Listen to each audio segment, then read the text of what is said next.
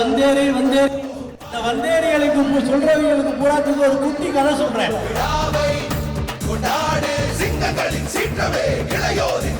இந்த மாநாடு ஒரு கூட்டம் அல்ல, இது நம் இனத்திற்கான வரலாற்று திருப்புமுனை. தமிழ்நாட்டுக்குத்தான் அவர் ராஜா, ஆந்திராவுக்கே ராஜா.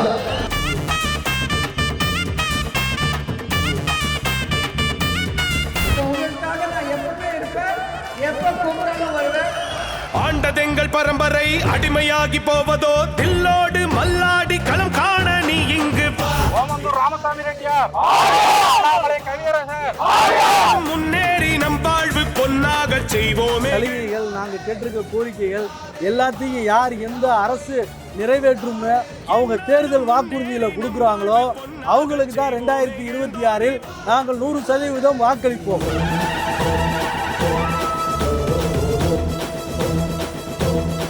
எங்கள் சமுதாயம் ஆண்ட சமுதாயம்.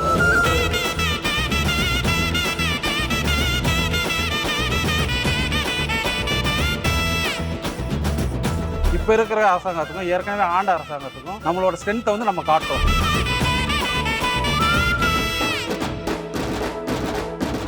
வீராதி வீரராய் 2026 எந்த சட்டமன்ற வேட்பாளரும் மிகப்பெரிய வாக்கு வித்தியாசத்துல ஜெயிக்க முடியாது. ஜெயிக்கக்கூடிய ஒரு நிலை வர்றப்ப அப்ப எங்களாலையும் அந்த ஒரு சூழ்நிலையை உருவாக்கக்கூடிய சக்தி எங்கள்கிட்ட எங்களுடைய மக்கள்கிட்ட. முதல்வர் எங்கள் ஓமந்தூர் ரெட்டியாரே. அதிகமாக ரெட்டியார்கள் வாழ்கிற பகுதியில் வந்து சேர்மன்களையும் ஒன்றிய கவுன்சிலர்களையும் மாவட்ட கவுன்சிலர்களையும் சட்டமன்ற உறுப்பினர்களையும் சேர்மனையும் கண்டிப்பாக நாங்கள் பிடிக்கும். வாழ்வை எங்கும் வண்ணமாக்கும் தூரிகைகள் காலம் வாழ்த்து பாடும் குலமும். ரெட்டியார்கள் பொதுவாகவே அமைதியாகவும் ரொம்ப நேர்மையாகவும் வாழ்கிறவங்க.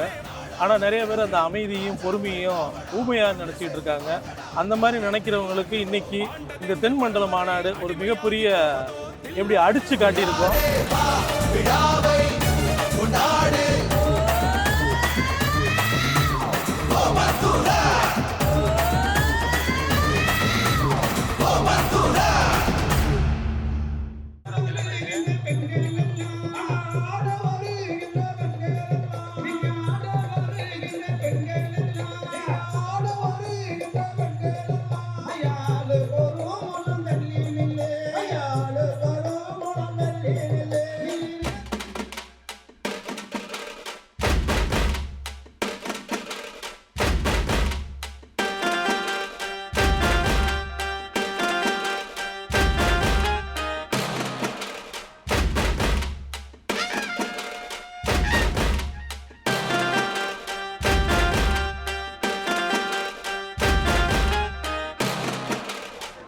இந்த மாநாட்டு நிகழ்விலே ரெட்டியார் வம்சத்தை விளக்கும் வகையில் அரசாட்சிகளின் ரெட்டி வரலாறு என்கிற வரலாற்று நூல் வெளியிடப்பட்டது.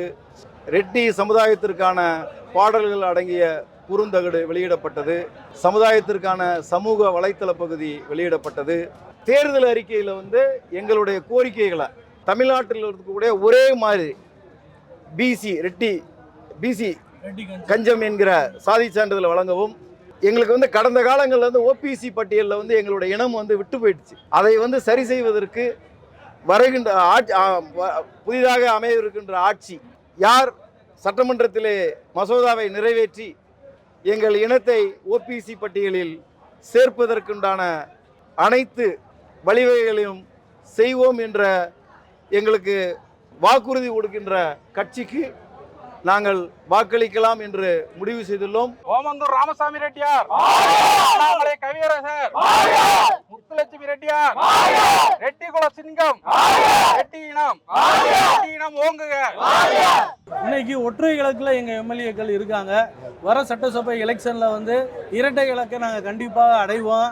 அதே மாதிரி அதிகமாக ரெட்டியார்கள் வாழ்கிற பகுதியில் வந்து சேர்மன்களையும் ஒன்றிய கவுன்சிலர்களையும் மாவட்ட கவுன்சிலர்களையும் சட்டமன்ற உறுப்பினர்களையும் சேர்மனையும் கண்டிப்பாக நாங்கள் பிடிப்போம். எங்கள் சமுதாயத்தில் முன்னாடி வயசானவங்களெல்லாம் அதிகமாக செயல்படுத்தினாங்க. இப்போ இளைஞர்கள் அதிகமாக பொறுப்புக்கு வந்தனால இளைஞர்கள் அதிகமாக எழுச்சியாக எல்லாருமே காணப்படுகிறாங்க. தமிழ்நாட்டுக்குத்தான் அவர் ராஜா, ஆந்திராவுக்கே ராஜா. அனைவருக்கும் மாலை வணக்கங்கள். உங்க எல்லாரையும் சந்திச்சது ரொம்ப சந்தோஷமா இருக்கு. ஸோ மறுபடியும் சந்திக்கலாம். ஸோ உங்களுக்காக நான் எப்பவுமே இருப்பேன், எப்போ கூப்பிட்டாலும் வருவேன். எந்த ஹெல்ப் என்னால முடிஞ்சாலும் நம்ம சமுதாயத்துக்கு செய்யறதுக்கு நான் ரெடியா இருக்கிறேன்னு சொல்லிடுவேன். எங்களுக்கு அதிகமான சப்போர்ட் வச்சு எங்கள் சமுதாயத்துக்காக செய்யக்கூடியது வந்து எங்களுக்கு தலைவர் கலைஞர் அவர்கள் எங்களுக்கு சட்டசபை கட்டி கொடுத்துருக்காரு. அதே மாதிரி ஓமந்தூரில் நம்ம சிலைக்கு உண்டான அடிக்கால் நட்டினார். அதே மாதிரி உங்களுக்கு சட்டசபையில் பறந்து வந்திருக்காங்க. அதிகமாக வந்து டிஎம்கே சர்க்காரில் தான் செஞ்சுருக்காங்க.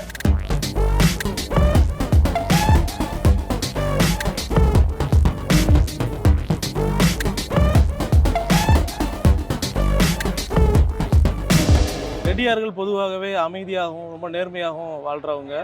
ஆனால் நிறைய பேர் அந்த அமைதியும் பொறுமையும் ஊமையாக நினச்சிக்கிட்டு இருக்காங்க.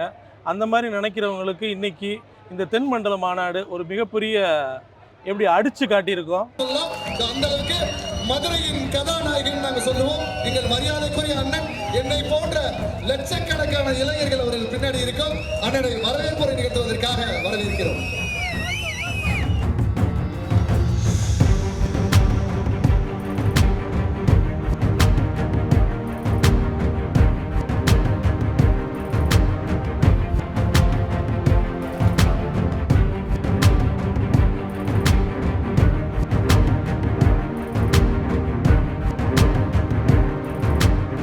நம்மளை வந்தேரின்னு சொல்றான் பாத்தீங்களா?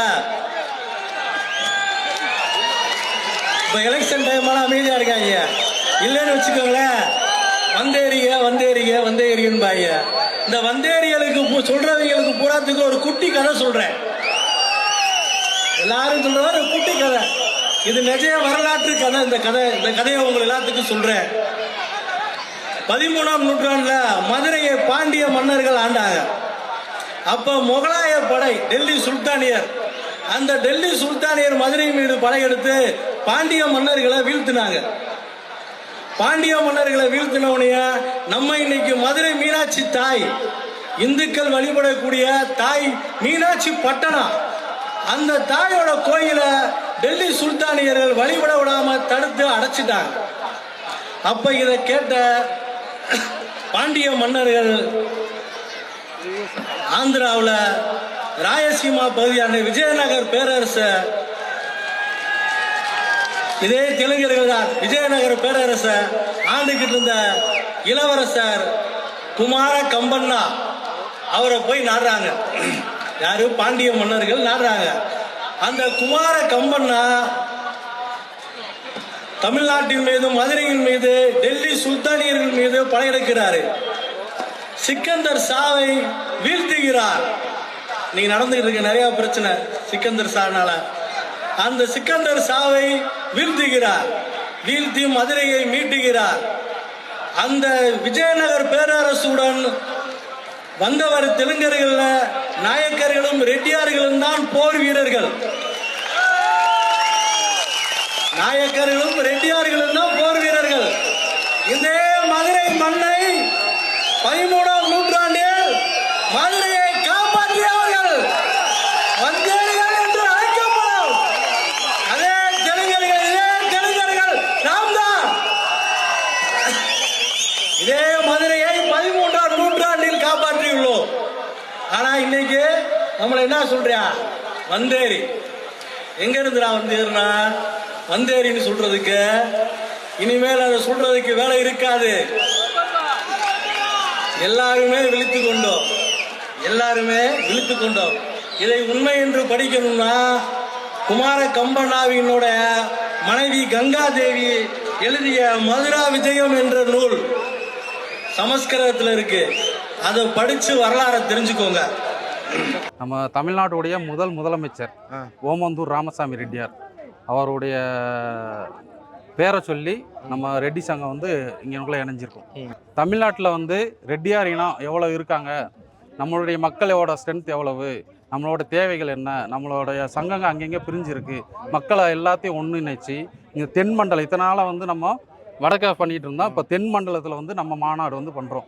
தென் மண்டலத்தில் எவ்வளோ மக்கள் ஸ்ட்ரென்த் இருக்குது, நம்மளோட மக்கள் ஸ்ட்ரென்த் எவ்வளோ இருக்குது, அதையெல்லாம் ஒருங்கிணைச்சு நம்மளுடைய தேவைகள் இப்போ இருக்கிற அரசாங்கத்துக்கும் ஏற்கனவே ஆண்ட அரசாங்கத்துக்கும் நம்ம வந்து நம்மளோட ஸ்ட்ரென்த்தை வந்து நம்ம காட்டுறோம்.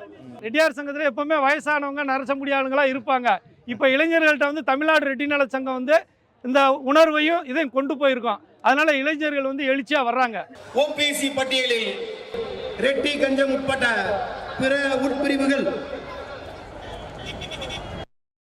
விடுபட்டு விட்டது.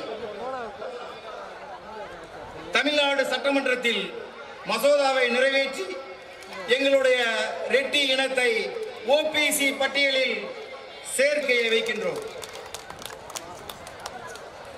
நம் இனத்திற்கான தேவைகளை நாம் தான் போராடி பெற வேண்டும்.